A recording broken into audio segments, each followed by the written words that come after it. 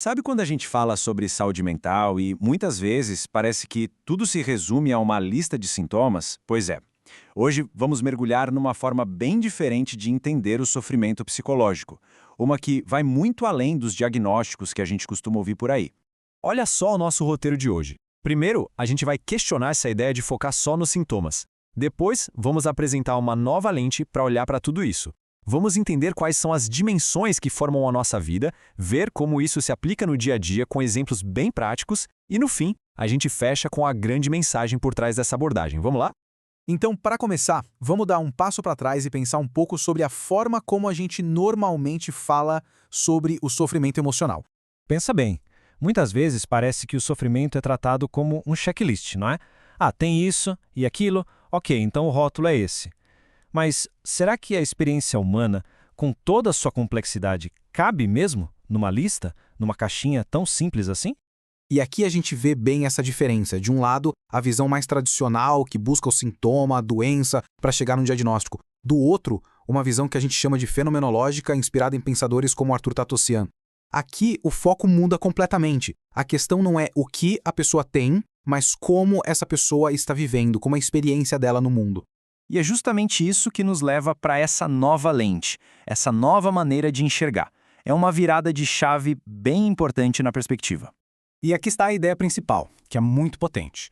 O sofrimento não é visto como um problema isolado, sabe? Algo que precisa ser consertado. Não, ele é entendido como uma transformação completa na maneira como a pessoa experiencia o mundo, no seu jeito de existir. O nome por trás dessa abordagem é fenomenologia.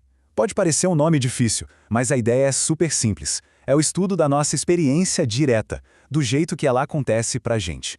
É sobre levar a sério como cada pessoa sente e percebe a própria vida, sem filtro, na perspectiva de quem vive. Para entender isso, a metáfora da lente é perfeita. Imagina que a lente pela qual alguém enxerga o mundo simplesmente mudou. As cores, o foco, a profundidade, tudo se altera. A realidade externa pode ser a mesma, mas a forma de vivenciar essa realidade é totalmente outra.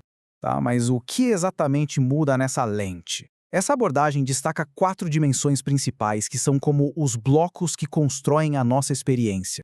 Primeiro, a subjetividade. Isso é bem o que parece.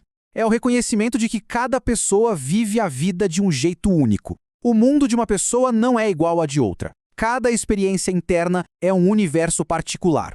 Segundo, o corpo vivido. E aqui não estamos falando da biologia, dos órgãos. Estamos falando de como a gente sente o nosso corpo por dentro. Aquele peso nos ombros, o frio na barriga, a sensação de estar se arrastando ou de estar elétrico. É isso. É como a gente habita nosso corpo. Terceiro, o tempo vivido. Todo mundo sabe que o tempo do relógio nem sempre é o tempo que a gente sente. Na tristeza, um dia pode parecer uma eternidade. Na ansiedade, o futuro parece que está vindo para cima da gente rápido demais. A nossa percepção do tempo muda. E por último, a relação com o mundo, que é o nosso senso de conexão, de pertencimento. É como a gente se sente inserido na realidade, sabe? Se a gente se sente parte de algo com um propósito, ou se, pelo contrário, a gente se sente totalmente desconectado de tudo e de todos. Ok, mas como tudo isso funciona na prática, no dia a dia? Agora vamos pegar essas 4 dimensões e aplicar em exemplos que talvez sejam bem familiares. Vamos pensar na depressão. O corpo vivido pode se sentir pesado, como se carregar o próprio corpo fosse um esforço enorme. O tempo vivido se arrasta, o futuro parece bloqueado, não existe. A relação com o mundo vira uma desconexão, como se a pessoa estivesse separada de tudo por um vidro. E a subjetividade é a experiência de um mundo que perdeu a cor, que ficou cinza. Já na ansiedade, a experiência é outra. O corpo vivido fica tenso, acelerado, sempre em alerta. O tempo vivido é um futuro que corre na nossa direção e ele parece ameaçador. A relação com o mundo se transforma. O mundo vira um lugar perigoso, cheio de ameaças. E a subjetividade é ver o mundo por uma lente de perigo, de catástrofe iminente. E aquela sensação de vazio? O corpo vivido pode se sentir anestesiado, como se a pessoa estivesse só assistindo a própria vida passar. No tempo vivido, os dias se misturam, todos iguais, sem propósito. A relação com o mundo é marcada por uma falta de conexão profunda, um não pertencimento. E a subjetividade é a de uma vida que parece oca, sem substância. Certo. Depois de passar por tudo isso, qual é a mensagem principal? O que a gente leva daqui? A grande sacada se resume a isso. Não é só sobre o que a pessoa sente, é sobre como ela passa a viver a vida inteira. O foco muda de o que essa pessoa tem para como essa pessoa está vivendo. Isso muda tudo. Não é sobre consertar um defeito, mas sobre compreender uma nova forma de existir. E por que isso importa tanto? Porque mudar essa lente nos permite ter uma compreensão muito mais humana, muito mais empática do sofrimento.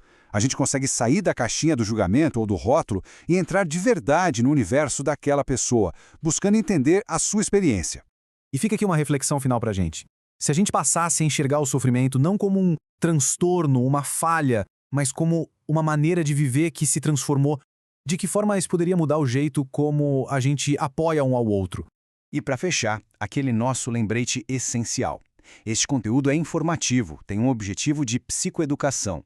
Ele não substitui, de forma alguma, o acompanhamento psicológico ou terapêutico com um profissional. Se você ou alguém que você conhece está passando por dificuldades emocionais, procurar ajuda qualificada é sempre o passo mais importante.